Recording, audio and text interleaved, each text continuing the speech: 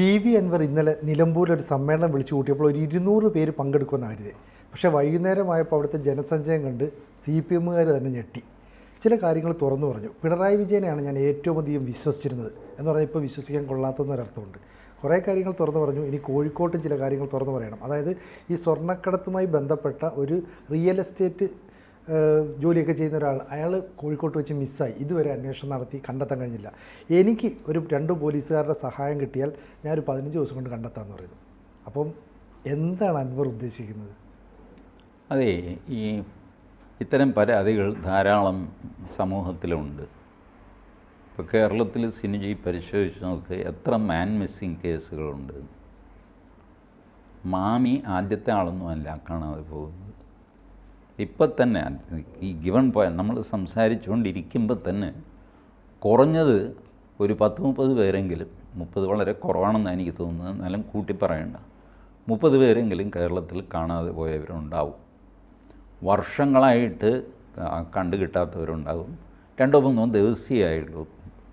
ഇങ്ങനെയൊക്കെ അൻവറിനൊരു മീഡിയ ശ്രദ്ധ കൊടുക്കുന്നതുകൊണ്ട് അൻവർ മാമിയെ കാണുന്നില്ല, മാമിയെ കൊന്നു കാണും, കൊല്ലുന്നതിൽ ഇവർക്കാണ് പങ്ക്, അത് ഇത് എന്നൊക്കെ പറഞ്ഞു. മാമി ഒരു ബ്രോക്കറായിരുന്നു എന്നാണ് ഇന്നലെ അൻവർ തന്നെ പറഞ്ഞത്. ബ്രോക്കർ എന്ന് വെച്ചാൽ സാധാരണ ബ്രോക്കർ പോലെ അല്ല. ഒരു വസ്തുവിന് സെൻറ്റിന് 10 ലക്ഷം ആണെങ്കിൽ മാമി അത് എനിക്ക് വിൽക്കുന്നത് 11 ലക്ഷത്തിനായിരിക്കും. 11 ലക്ഷം എൻ്റെ നിന്ന് മേടിക്കും. 9 ലക്ഷമേ സിനിജിക്ക് തരുള്ളൂ.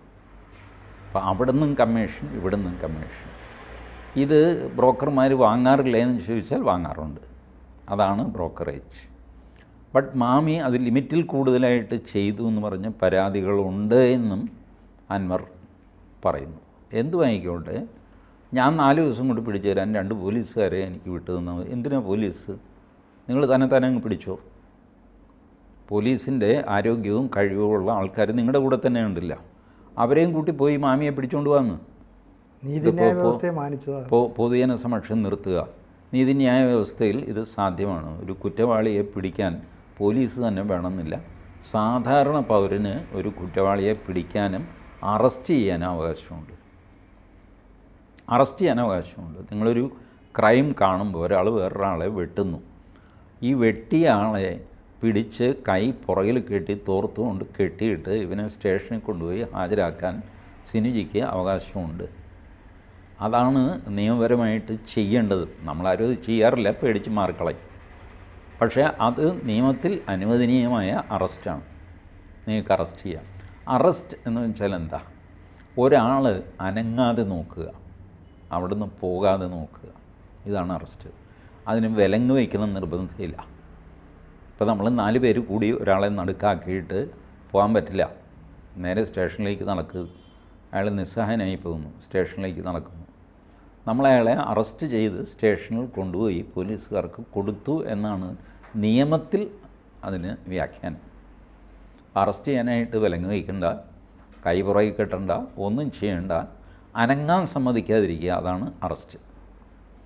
നിയമത്തിൻ്റെ പെർമിഷൻ ഇല്ലാതെ അനങ്ങാൻ പറ്റാത്ത അവസ്ഥയിലാക്കുക, അതാണ് അറസ്റ്റ്. അത് സാധാരണ മനുഷ്യന് ചെയ്യാനുള്ള അധികാരം നിയമം കൊടുക്കുന്നുണ്ട്. അപ്പോൾ അൻവറിന് വേണമെങ്കിൽ പോയിട്ട് ഈ പറഞ്ഞ ആളിനെ പിടിച്ചുകൊണ്ട് വരാം. പിന്നെ അൻവർ ഇപ്പോൾ റേസ് ചെയ്യുന്നത് ഈ ആം ആദ്മി പാർട്ടിയുടെ പോയിൻറ്റ്സാണ്. സാധാരണ മനുഷ്യർക്കുള്ള ഗ്രീവൻസ്. ഇപ്പം ഇങ്ങനൊരു ചോദ്യം നമ്മൾ പബ്ലിക്കിൽ ചോദിക്കുന്നു വെച്ചോ, സർക്കാർ ഓഫീസിൽ നിന്ന് നിങ്ങൾക്ക് നീതി കിട്ടുമോ?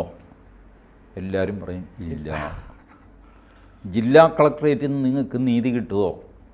ഇല്ല. നിങ്ങൾക്കൊരു വിലയുണ്ടോ പോലീസ് സ്റ്റേഷനിൽ പോയാൽ? ഇല്ല. ഒരു രാഷ്ട്രീയക്കാരനെ കൂടെ കൊണ്ടുപോയി അല്ലാതെ പോലീസ് സ്റ്റേഷനിൽ പോകാൻ ധൈര്യമുള്ള എത്ര പേര് കൂട്ടത്തിലുണ്ട്? ആരുമില്ല. സത്യമാണ്. പോലീസ് സ്റ്റേഷനിൽ നിങ്ങളൊന്ന് ഹാജരാകണമെന്ന് പറഞ്ഞു കഴിഞ്ഞാൽ സാധാരണയിൽ കൂടി അടുത്ത രാഷ്ട്രീയക്കാരനാണ്, ഏത് രാഷ്ട്രീയ പാർട്ടി ആയിക്കോട്ടെ. കേരളത്തിൽ പേരിന് മാത്രമുള്ള RJD ലാലു പ്രസാദ് യാദവിൻ്റെ, അതിനും ഇവിടെ ജില്ലാ പ്രസിഡൻ്റൊക്കെയാണ്. അയാളെയെങ്കിലും വിളിച്ചുകൊണ്ടേ സ്റ്റേഷനിൽ പോവുള്ളൂ. പൗരന്മാർക്ക് പേടിയാണ്. പണ്ട് AK ആൻ്റണി പറഞ്ഞിരുന്നു, രാഷ്ട്രീയക്കാരൻ്റെ സഹായമില്ലാതെ ഒരു സാധാരണ പൗരൻ പോലീസ് സ്റ്റേഷനിൽ പോകുന്ന ഒരു ദിവസം വന്നാൽ അന്ന് കേരള പോലീസ് മിടുക്കന്മാരാണെന്ന് ഞാൻ സമ്മതിക്കാം, അതുവരെ ഞാൻ സമ്മതിക്കില്ല എന്ന് ആൻ്റണി മുഖ്യമന്ത്രിയായിരുന്നപ്പോൾ പറഞ്ഞിരുന്നു. ഈ അവസ്ഥ വർഷങ്ങളായിട്ടുള്ളതാണ്. അപ്പോൾ അതുകൊണ്ട് ഈ ഗവൺമെൻറ്റിൽ നിന്ന് നീതി കിട്ടിയില്ല എന്ന് പരാതിയുള്ളവരായിരിക്കും 90% പൗരന്മാരും. ഒന്നല്ലെങ്കിൽ ഒരു നീതി അയാൾക്ക് കിട്ടാനുണ്ട്. അധ്യാപകനോട് ചോദിക്കുക, അയാൾക്ക് ഇൻക്രിമെൻ്റ് കിട്ടാനുണ്ട്. കോളേജ് അധ്യാപകനോട് ചോദിക്കുക, അയാൾക്ക് അരിയേഴ്സ് കിട്ടാനുണ്ട്. സർക്കാർ ഉദ്യോഗസ്ഥനോട് ചോദിക്കുക, മെഡിക്കൽ റീഇംബേഴ്സ്മെൻറ്റ് കിട്ടാനുണ്ട്. KSRTCക്ക് ചോദിക്കുക, ശമ്പളം കിട്ടാനുണ്ട്. KSEBയിൽ ചോദിക്കുക, ശമ്പള വർധനവ് പ്രഖ്യാപിച്ചില്ല. എല്ലാവർക്കും ഗ്രീവൻസ് ഉണ്ട്. അപ്പോൾ സർക്കാരിൽ നിന്ന് നീതി കിട്ടിയോ, സർക്കാരിൽ നിന്ന് നീതി കിട്ടിയ ആൾ കൈപൊക്കുമോ എന്നൊരാൾക്കൂട്ടത്തോട് ചോദിച്ചാൽ ആരും കൈപൊക്കില്ല. ഇതൊക്കെ സർവ്വസാധാരണമായ കംപ്ലൈൻ്റാണ്. ഈ കംപ്ലൈൻ്റാണ് അൻവർ ഊതി വീർപ്പിച്ചൊരു ക്യാമ്പയിനാക്കുന്നത്. അതിനൊരു സാമർഥ്യം വേണം. അത് ഇന്ത്യയിൽ ആദ്യമായിട്ട് പയറ്റിയ ആൾ കേജ്രിവാളാണ്. സാധാരണ പ്രശ്നങ്ങൾ, റോഡ് പണിഞ്ഞില്ല, റോഡ് വൃത്തിയാക്കിയില്ല, ഓടയിലൂടെ വെള്ളം ഒഴുകി പോകുന്നില്ല, റേഷൻ സമയത്ത് കിട്ടുന്നില്ല, കുടിവെള്ളം, ആശുപത്രിയിൽ മരുന്നില്ല, വൈദ്യുതി വമ്പന്മാരുടെ അടുത്ത് നിന്ന് കാശ് വാങ്ങുന്നില്ല, പാവങ്ങളെ പിഴിഞ്ഞു വാങ്ങുന്നു, ഒന്നും രണ്ടാമത്തെ ദിവസം ഫ്യൂസ് വരും ബില്ലടച്ചില്ലെങ്കിൽ. ഇങ്ങനെയൊക്കെയുള്ള സാധാരണ ജനങ്ങളുടെ പ്രശ്നങ്ങൾ. ഇത് വെച്ചിട്ട് ഒരു പൊളിറ്റിക്സ് കളിക്കാൻ കേരളത്തിൽ സ്കോപ്പുണ്ട്. പക്ഷെ അതിന് പറ്റിയ ഒരു നേതാവിനെ ഇതുവരെ കിട്ടിയിട്ടില്ല. ആം ആദ്മി പാർട്ടി ഡൽഹിയിൽ അധികാരത്തിലേക്ക് വന്നു കഴിഞ്ഞപ്പോൾ കേരളത്തിൽ വലിയ ആവേശമായി. ഇവിടെയും ആം ആദ്മി പാർട്ടി ഉണ്ടായി, പക്ഷേ ഗുണം പിടിച്ചില്ല. ആം ആദ്മി പാർട്ടി അടിച്ചു കയറി വന്നു കഴിഞ്ഞപ്പോൾ സാറാ ജോസഫാണ് പ്രസിഡൻറ്റ്. സാറാ ജോസഫ് ഒരു യോഗം കൂടിയിട്ട് CR നീലകണ്ഠനെ പുറത്താക്കി. CR നീലകണ്ഠൻ ഒരു യോഗം കൂടിയിട്ട് സാറാ ജോസഫിനെയും പുറത്താക്കി. അങ്ങനെ രണ്ടുപേരും പുറത്തായി. ആം ആദ്മി പാർട്ടിയിൽ ആരും ഇല്ലാതെ പോയി. അപ്പം അങ്ങനെ വല്ലപ്പോഴും ടി വിയിലൊക്കെ ആം ആദ്മി പാർട്ടി എന്ന് പറഞ്ഞിട്ട് ആർക്കും പോകാം ആം ആദ്മി പാർട്ടിയുടെ പേരിൽ. അങ്ങനത്തെ ഒരു അവസ്ഥയാക്കി. അപ്പോൾ ഒരു സിംഗിൾ പോയിൻ്റ് അജണ്ടയിൽ ഇത് മുന്നോട്ട് കൊണ്ടുപോകാൻ PV അൻവറിന് പറ്റുമെങ്കിൽ കേരളത്തിൽ ഒരു ആം ആദ്മി പാർട്ടിക്ക് സ്കോപ്പുണ്ട്. ജനങ്ങൾ മുഴുവൻ മുന്നിൽ നിന്നാലും ഞാൻ കൂടെ നിൽക്കാമെന്ന് പറഞ്ഞത്. അങ്ങനെ നിൽക്കുമോ? ഒരാൾ മുന്നിൽ നിന്ന് പാർട്ടിയൊക്കെ ഉണ്ടാക്കി കൊണ്ടുവന്നാൽ രക്ഷപ്പെടുന്നു. പക്ഷേ നമ്മുടെ ചരിത്രത്തിലിപ്പം MV രാഘവനോ അല്ലെങ്കിൽ KR ഗൗരിയമ്മയോ ഒക്കെ വിചാരിച്ചിട്ട് നടക്കാത്തൊരു കാര്യം ഒരു അൻവറിനെ കൊണ്ട് പറ്റുമോ? അതുകൊണ്ടാണ് ഞാൻ പറഞ്ഞത്, അൻവർ അയാളുടെ ആരോപണങ്ങളിൽ നിന്ന് പുതിയ പുതിയ ആരോപണങ്ങളിലേക്ക് മാറുന്നു. MV രാഘവൻ മാർക്സിസ്റ്റ് പാർട്ടിയുടെ ധാർഷ്ട്യത്തോടാണ് മല്ലിട്ടത്. അങ്ങനെ അദ്ദേഹം സ്വന്തം പാർട്ടിക്ക് പേരിട്ടത് CMP എന്നാണ്, കമ്മ്യൂണിസ്റ്റ് മാർക്സിസ്റ്റ് പാർട്ടി. കമ്മ്യൂണിസവും മാർക്സിസവും വിടാൻ അദ്ദേഹം തയ്യാറല്ല. അദ്ദേഹത്തിൻ്റെ സിംഗിൾ പോയിൻ്റ് അജണ്ട CPM-നെതിരെ ആയിരുന്നു. ഇപ്പോൾ CPM-നെതിരെ ആയി കഴിയുമ്പോൾ കേരള രാഷ്ട്രീയത്തിൽ സ്പേസ് ഇല്ല. ആ സ്പേസ് UDF-ൻ്റെ കയ്യിലാണുള്ളത്. അതുകൊണ്ട് രാഘവൻ UDF-ൽ പോകേണ്ടി വന്നു. ഗൗരിയമ്മ ജനാധിപത്യ സംരക്ഷണ സമിതി എന്നൊക്കെ പറയുമെങ്കിലും ഗൗരിയമ്മയ്ക്ക് പാർട്ടിയിൽ നിന്നുണ്ടായ ദുരനുഭവങ്ങളാണ് അവരുടെ പ്രധാന ഗ്രീവൻസ്. അല്ലാതെ ജനങ്ങളുടെ പ്രശ്നമല്ല, ജനാധിപത്യവും അല്ല. അപ്പോൾ ഈ പാർട്ടിക്കെതിരെയുള്ള ഗ്രീവൻസ് എന്ന് പറഞ്ഞാൽ, പാർട്ടിക്കെതിരെ ഗ്രീവൻസ് വന്ന് പുറത്തായ ആളുകൾക്ക് ഉള്ള സ്പേസ് എന്ന് പറഞ്ഞാൽ UDF-ൻ്റെ സ്പേസാണ്. ഗൗരിയമ്മയും UDF-ൽ പോയി. ഇതാണ് സംഭവിച്ചത്. ഇപ്പോൾ PV അൻവർ ഈ പറഞ്ഞ അദ്ദേഹത്തിൻ്റെ ആദ്യത്തെ പരാതി ഉണ്ടല്ലോ, ഏത് പോലീസുകാർ കള്ളക്കടത്ത് പിടിക്കാൻ പാടില്ല, കസ്റ്റംസേ പിടിക്കാൻ പാടുള്ളൂ. ഇനി അഥവാ പോലീസുകാർ കള്ളക്കടത്ത് പിടിച്ചാൽ കസ്റ്റംസിനെ ഹാൻഡ് ഓവർ ചെയ്യണം.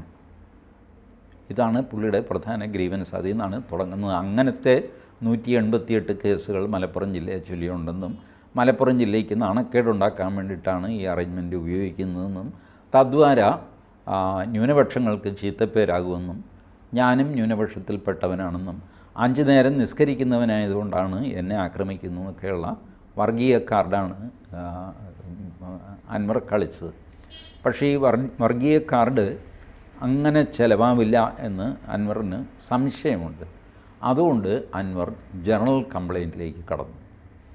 എല്ലാ പാർട്ടികളും ഇങ്ങനെയാണ്. ഇത് കേരളത്തിലെ ഏത് മനുഷ്യനും സമ്മതിക്കുന്ന കാര്യമാണ്. എല്ലാ പാർട്ടികളും തമ്മിൽ അണ്ടർസ്റ്റാൻഡിങ് ഉണ്ട്, എല്ലാവരും സമ്മതിക്കും. അപ്പോൾ അങ്ങനെ ജനറലായിട്ടുള്ള കാര്യം, പോലീസ് സ്റ്റേഷനിൽ നീതി കിട്ടുന്നില്ല, സർക്കാരിൽ നിന്ന് നീതി കിട്ടുന്നില്ല, തഹസിൽദാർ ഓഫീസിൽ കയറി ചെല്ലാൻ വയ്യ, വില്ലേജ് ഓഫീസിൽ കയറി ചെല്ലാൻ വയ്യ.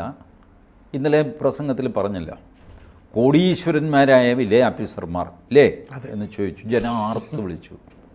ജനത്തിന് ആ ഒരു ധാരണയുണ്ട്, ഏത് വില്ലേജ് ഓഫീസറാണ് കോടീശ്വരൻ എന്ന് എനിക്കറിയില്ല.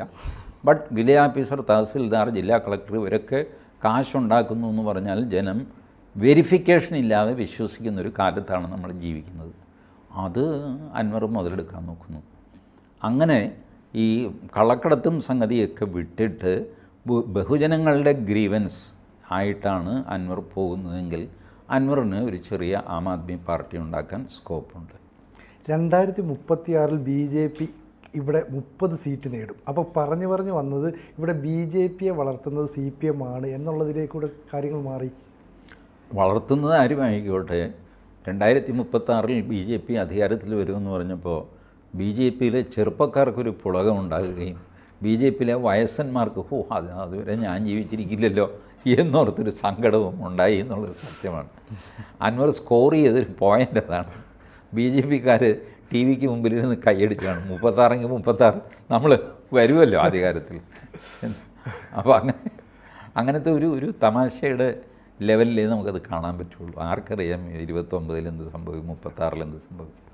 അല്ല, പിണറായി വിജയനെ ഇപ്പോൾ എനിക്ക് വിശ്വാസമില്ല എന്ന് ഡയറക്റ്റ് പറയുമ്പോൾ വീണ്ടും അറ്റാക്ക് ചെയ്യല്ലേ CPM-ന്. ഇപ്പോൾ പിണറായി വിജയനെ നേരിട്ട് ആക്രമിക്കുകയാണ്. അപ്പോൾ അതിൻ്റെ ഫലമായിട്ടുണ്ടാകുന്നത് പിണറായി വിജയൻ്റെ സർക്കാർ ഈ കക്കടംപൊയിലെ പാർക്കിനെതിരെ ഉൾപ്പെടെ ഇനി നിയമ നടപടി, എല്ലാത്തിനും നിയമ പ്രശ്നങ്ങളാണ്. ഇത് സൂചനകൾ അൻവർ നൽകിയിരുന്നു. അപ്പം ഈ പ്രതികാരം അങ്ങോട്ടുണ്ടാകുന്ന ഉറപ്പല്ലേ? കോട്ടയത്ത് ആദ്യത്തെ കേസും രജിസ്റ്റർ ചെയ്തു. ആ കേസിൽ ഇപ്പോൾ പിണറായി വിജയൻ്റെ ഒരു സ്റ്റൈൽ അങ്ങനെയാണ് നേരിടുന്നത്. ഇപ്പോൾ മാത്യു കുഴൽനാടനെ നേരിട്ടത് എങ്ങനെയാണ്? ഇങ്ങനെ തന്നെയാണ്. കുഴൽനാടിൻ്റെ റിസോർട്ട് അളന്ന് നോക്കുക, അത് എവിടെയെങ്കിലും എന്തെങ്കിലും പ്രശ്നം ഉണ്ടാകും. അത് കണ്ടുപിടിച്ചു. അതോടെ കുഴൽനാടിനിപ്പോൾ എവിടെ പോയി? സീനിലില്ല. അതുപോലെ അൻവറിനെതിരെ ഈ പറഞ്ഞ പാർക്കും സംഗതിയൊക്കെ വെച്ചിട്ട് തന്നെ കേസും ഇതൊക്കെ ചാർജ് ചെയ്ത് കഴിയുമ്പോൾ അൻവർ പതുക്കെ തളരാൻ തുടങ്ങി. ഇപ്പോൾ ഈ കാണുന്ന ആൾക്കൂട്ടം, ഞാൻ ഇന്നലെയും സിനിജിയോട് പറഞ്ഞില്ലേ, കൗതുകത്തിൻ്റെ ഒരു എലമെൻ്റ് ഉണ്ട് ഈ റിബലുകൾക്ക് ചുറ്റും. എപ്പോഴും ഒരാൾ റിബൽ ചെയ്തൊരു യോഗം വിളിച്ചു കഴിഞ്ഞാൽ അതിൻ്റെ ആൾ കൂടും. അങ്ങനെ MV രാഘവൻ്റെ യോഗത്തിലും ഗൗരിയമ്മയുടെ യോഗത്തിലും പോയവനാണ് ഞാൻ. അതിൻ്റെ കണക്ക് വരെ ഞാൻ ഇന്നലെ പറഞ്ഞില്ലേ. ഇത് കൗതുകത്തിൻ്റെ ഒരു എലമെൻ്റ് ഉണ്ട്. പക്ഷേ അത് കുറഞ്ഞു വരും. ഇന്നങ്ങേര് കോഴിക്കോട് യോഗം വെച്ചിരിക്കുന്നു. ഒരു പക്ഷേ കൗതുകത്തിൻ്റെ എലമെൻറ്റ് നിലനിൽക്കുന്നുണ്ട്. 10,000 പേര് വന്നു എന്ന് വരും. പക്ഷേ slowly that will taper down. എല്ലാ ദിവസവും വന്നിട്ട് പിണറായി വിജയൻ കാട്ടുകള്ളനാണ്, P ശശി കാട്ടുകള്ളനാണ് എന്ന് പറഞ്ഞു കഴിഞ്ഞാൽ കേൾക്കാൻ എത്ര പേരുണ്ടാവും? ഇതിൻ്റെ ആ ഷീൻ അങ്ങ് പോകും. അല്ലെങ്കിൽ അൻവർ ഒരു ബേസിക് സ്ട്രക്ചറൊക്കെ ഉണ്ടാക്കി ഒരു പാർട്ടിക്കുള്ള അടിത്തറയിടണം. അതിനുള്ള ഒരുക്കമുണ്ടോ എന്ന് അറിഞ്ഞുകൂടാ. ഒരുക്കമുണ്ട് എന്നാണ് അൻവർ പറയുന്നത്. ഒരു 15-20 ദിവസം കഴിയട്ടെ, ഞാനൊരു സർവേ നടത്തിക്കൊണ്ടിരിക്കുകയാണെന്ന് പറയുന്നു. നോക്കാം നമുക്ക്. അൻവറിന് അങ്ങനെ ഒരു കഴിവുള്ള ആളാണെങ്കിൽ ഒരു പാർട്ടി സ്ഥാപിക്കാൻ സാധിക്കാൻ പാടില്ല എന്നൊന്നുമില്ല. ജലീലും കാരാട്ട് റസാഖും PT റഹീമും ഒക്കെ ഒന്നിച്ച് ചേരുന്ന ഒരു കാലം ഉണ്ടാവുമോ? ഉണ്ടാവാം. ഒരു പുതിയൊരു പാർട്ടി ഉണ്ടാകുമ്പോൾ അതിലേക്ക് ചാടിക്കയറാൻ ആൾക്കാർ കൂടും. നമുക്ക് കാത്തിരിക്കാമല്ലേ. കൂടുതൽ വാർത്തകളും വിശേഷങ്ങളും നിങ്ങളിലേക്ക് എത്താൻ ABC മലയാളം സബ്സ്ക്രൈബ് ചെയ്യുക, ബെൽ ബട്ടണും അമർത്തുക.